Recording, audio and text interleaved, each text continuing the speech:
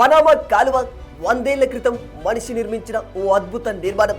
Pacific Atlantic మహాసముద్రాలను కలిపే 82 కిలోమీటర్ల కృత్రిమ జలమార్గం. అయితే ఒక చిన్నపాటి భూభాగం వల్ల కలవకుండా ఉండిపోయిన అట్లాంటిక్ పసిఫిక్ మహాసముద్రాలను వందల కోట్లు ఖర్చు పెట్టి పనామా కాలువ నిర్మాణంతో ఆ రెండు మహాసముద్రాల మధ్య సముద్ర మార్గ దూరాన్ని చాలా దగ్గర చేసింది అమెరికా.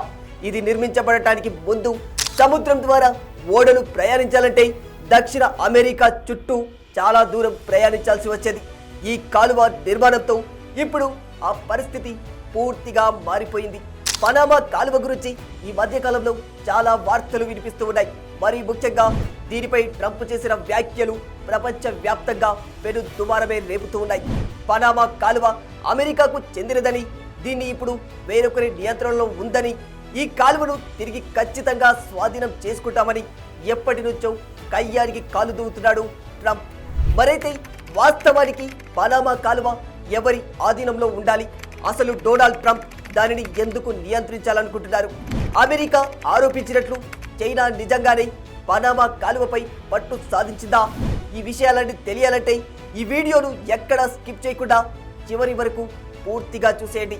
ఒకప్పుడు అమెరికా నౌకలు ఆసియా ఖండానికి వెళ్లాలంటే గతంలో దక్షిణ అమెరికా చుట్టూ కొన్ని వేల మైళ్ళ సముద్ర ప్రయాణం చేయాల్సి వచ్చేది. దీంతో ప్రయాణ ఖర్చులు కూడా విపరీతంగా అయ్యేవి. ఇలాంటి సందర్భంలో అలాంటి ఖర్చులను తగ్గించుకునేందుకు 1914లో అమెరికా పనామా కాలువను నిర్మించింది. అప్పట్లో ఈ ప్రాజెక్ట్ దాదాపు 25,000 మంది కార్మికుల ప్రాణాలను బలి తీసుకుంది. 1977 వరకు ఈ కాలువపై అమెరికా నియంత్రణ ఉండేది. ఆ తర్వాత వలసవాద వ్యతిరేక ఉద్యమాల నుంచి వచ్చిన ఒత్తిడి కారణంగా 1977లో కాలువపై పూర్తి అధికారాన్ని పనామా దేశానికి చెందుతున్నట్లుగా అమెరికా హామీ ఇస్తూ ఒప్పందాలపై సంతకం చేసింది.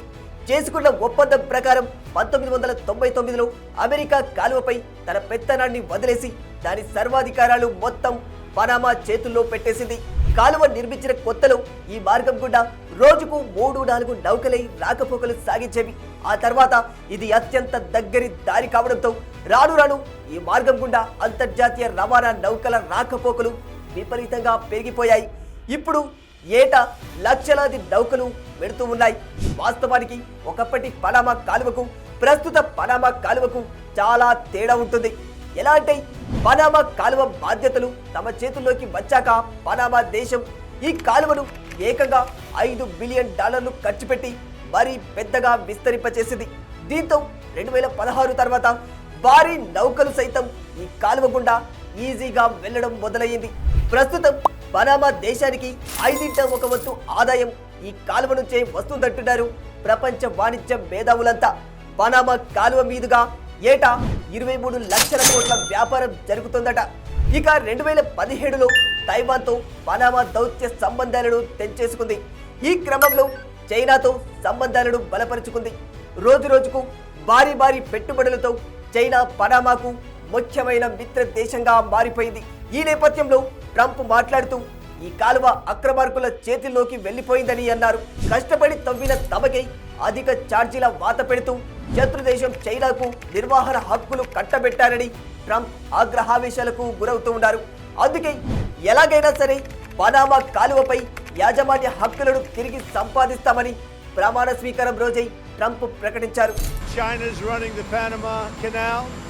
That was not given to China, that was given to Panama foolishly, but they violated the agreement and we're going to take it back or something very powerful is going to happen.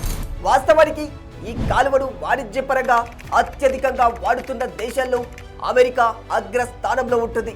ఆ తర్వాత China, Chile, Japan, దక్షిణ కొరియాలు వాడుతూ ఉన్నాయి.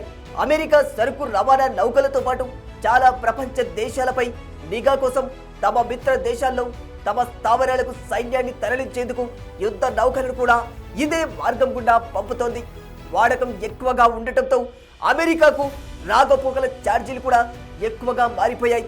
ఈ క్రమంలోనే తమపై అధిక ఛార్జీలు మోపిస్తున్నారని ట్రంప్ వాదిస్తూ ఉన్నారు. పైగా చైనా రహస్యంగా ఈ కాలువ నిర్వహణ యాజమాన్య హక్కులు పొందిందనేది ట్రంప్ ప్రధాన ఆరోపణ. ఇది ఇలా ఉండగా అమెరికా విదేశాంగ మంత్రి మార్కో రూబియో తాజాగా పనామా అధ్యక్షుడు జోస్ రౌల్ ములినోతో భేటీ అయిన సంగతి మనందరికీ తెలిసిందే. పనామా కాలువ విషయంలో చైనా జోక్యాన్ని నియంత్రణను అడ్డుకోవాలి, లేదంటే వాషింగ్టన్ తగిన చర్యలు తీసుకుంటుందని అమెరికా విదేశాంగ మంత్రి గట్టిగానే వార్నింగ్ ఇచ్చారు. ఈ భేటీ అనంతరం పనామా అధ్యక్షుడు కూడా అదే రేంజ్లో స్పందించారు. అమెరికా బెదిరింపులకు మేం భయపడేది లేదు, కాలువ మా దేశంలో అంతర్భాగం, దీనిపై యాజమాన్య హక్కులు మాకే తప్ప ఇంకే దేశానికి ఉండవని తేల్చి చెప్పేశారు. ఏది ఏమైనా ఓవైపు అమెరికా మాత్రం ఈ కాలువను ఎలాగైనా దక్కించుకునే తీరుతామంటుంది. ఇదే టైంలో అలాంటి పప్పులేమి ఉడకవని మరోవైపు పనామా అమెరికాకు సూటిగానే సమాధానమిస్తోంది. పరిస్థితులు చూస్తుంటే ఈ వివాదాలు పెద్ద ఘర్షణలకే దారి తీసేలా ఉన్నాయి. ఇది భవిష్యత్తులో అంతర్జాతీయ నౌకాయానంపై కూడా పెను ప్రమాదం చూపే అవకాశాలు లేకపోలేవు.